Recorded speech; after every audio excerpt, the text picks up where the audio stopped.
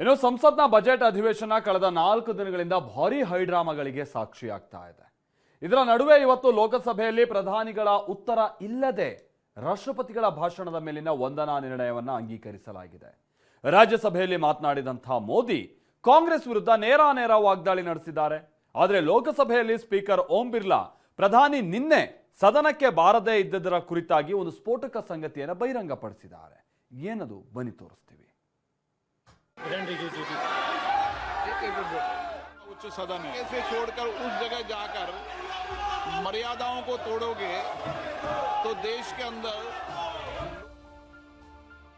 ಲೋಕಸಭೆಯಲ್ಲಿ ಮಾತನಾಡದೆ ರಾಜ್ಯಸಭೆಯಲ್ಲಿ ಕಾಂಗ್ರೆಸ್ ವಿರುದ್ಧ ಮೋದಿ ಕಿಡಿ.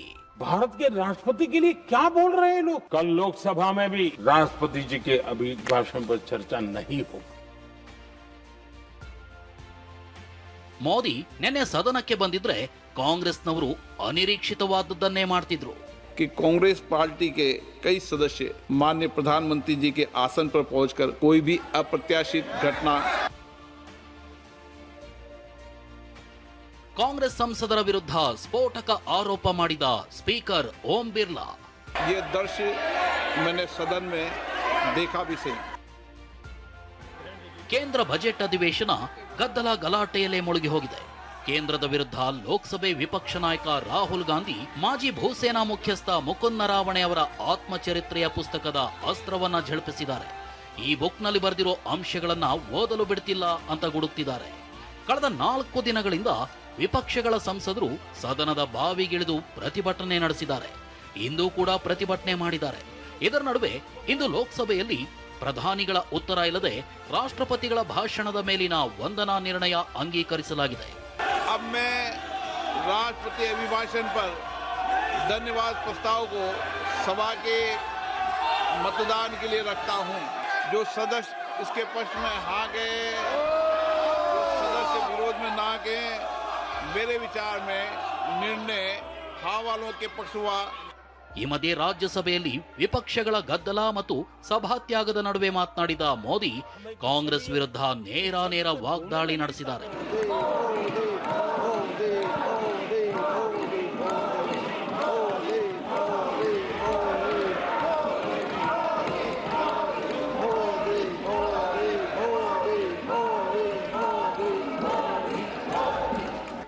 ರಾಜ್ಯಸಭೆಗೆ ಪ್ರಧಾನಿ ಮೋದಿ ಬರ್ತಾ ಇದ್ದಂತೆ ಆಡಳಿತ ಪಕ್ಷದ ಸದಸ್ಯರು ಎದ್ದು ನಿಂತು ಮೋದಿ ಅಂತ ಘೋಷಣೆ ಕೂಗಿದ್ರು. ಬಳಿಕ ಮೋದಿ ಭಾಷಣ ಆರಂಭಿಸ್ತಾ ಇದ್ದಂತೆ ವಿಪಕ್ಷಗಳ ಸದಸ್ಯರು ಘೋಷಣೆ ಕೂಗಿ ಪ್ರಧಾನಿ ಭಾಷಣಕ್ಕೆ ಅಡ್ಡಿಪಡಿಸಿದ್ರು. ಲೋಕಸಭೆ ವಿಪಕ್ಷ ನಾಯಕರಿಗೆ ಮಾತನಾಡಲು ಅವಕಾಶ ಕೊಡಿ ಅಂತ ಘೋಷಣೆ ಕೂಗಿದ್ರು. ಈ ವೇಳೆ ಎದ್ದು ನಿಂತು ಘೋಷಣೆ ಕೂಗ್ತಿದ್ದ ಮಲ್ಲಿಕಾರ್ಜುನ ಖರ್ಗೆ ಅವರಿಗೆ ಮೋದಿ ಕುಟುಕಿದ್ರು. समाज के हर वर्ग को मेरी एक प्रार्थना है, आदरणीय खरगे जी की उम्र देखते हुए वो बैठ करके भी नारे बोल सकते हैं तो अच्छा होगा, ताकि उनको कष्ट न हो. पीछे नौजवान बहुत लोग हैं. ಹೀಗೆ ಗದ್ದಲದ ನಡುವೆ ಪ್ರಧಾನಿ ಮೋದಿ ಮಾತು ಮುಂದುವರೆಸಿದ್ರು. ಕೆಲ ಹೊತ್ತಿನ ಬಳಿಕ ವಿಪಕ್ಷ ಸದಸ್ಯರು ಸಭಾತ್ಯಾಗ ಮಾಡಿ ಹೊರಗೆ ಬಂದು ಪ್ರತಿಭಟನೆ ನಡೆಸಿದ್ರು. ಇತ ಪ್ರಧಾನಿ ಮೋದಿ ಕಾಂಗ್ರೆಸ್ ವಿರುದ್ಧ ವಾಗ್ದಾಳಿ ನಡೆಸಿದ್ರು. ಕಾಂಗ್ರೆಸ್ ಅಧಿಕಾರದಲ್ಲಿದ್ದಾಗ ಭಾರತ ಅರ್ಥವ್ಯವಸ್ಥೆಯಲ್ಲೇ ಇರಲಿಲ್ಲ, ಈಗ ಭಾರತ 3ನೇ ಸ್ಥಾನದಲ್ಲಿದೆ ಅಂದ್ರು. ಅಷ್ಟೇ ಅಲ್ಲ, ಯುರೋಪ್ ಒಕ್ಕೂಟದ ಜೊತೆಗಿನ ಮದರ್ ಆಫ್ ಆಲ್ ಡೀಲ್ಸ್ ಬಗ್ಗೆ ಉಲ್ಲೇಖಿಸಿದ್ರು. ಜೊತೆಗೆ ಅಮೆರಿಕ ಜೊತೆಗಿನ ವ್ಯಾಪಾರ ಒಪ್ಪಂದದ ಕುರಿತು ಉಲ್ಲೇಖ ಮಾಡಿದ್ರು.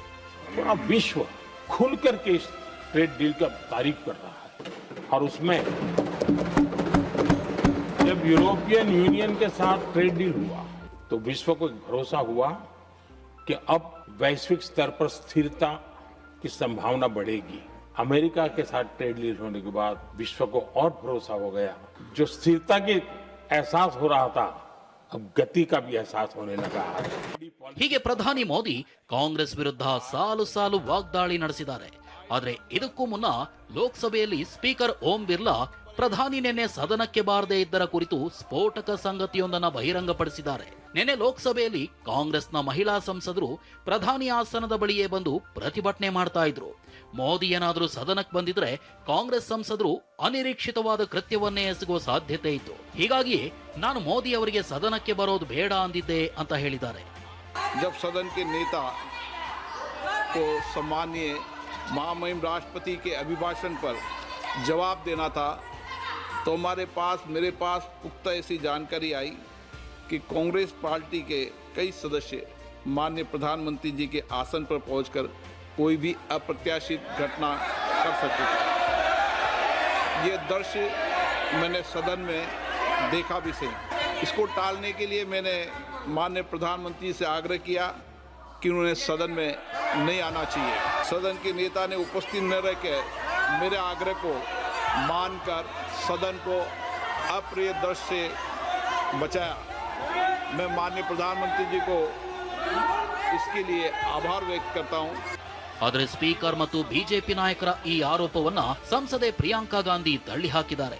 ಪ್ರಧಾನಿ ಸ್ಪೀಕರ್ ಹಿಂದೆ ಅಡಕೊಂಡಿದ್ರು ಅಂತ ಕುಟುಕಿದ್ದಾರೆ. No such plan. But if you're going to allow your members to stand and quote books and talk nonsense, then this side, the opposition benches are going to protest. And I'm sorry, but the Prime Minister is now hiding behind the Speaker. They are making the Speaker say all this. Because yesterday he did not have the guts to come in the house. What? Because 3 women were standing in front of his bench. What nonsense is this? ಹೀಗೆ ಲೋಕಸಭೆ ರಾಜ್ಯಸಭೆಯಲ್ಲಿ ಆಡಳಿತ ಪಕ್ಷ ವಿಪಕ್ಷಗಳ ನಡುವೆ ತೀವ್ರ ಜಟಾಪಟಿ ನಡೀತಿದೆ. Bureau report, TV9.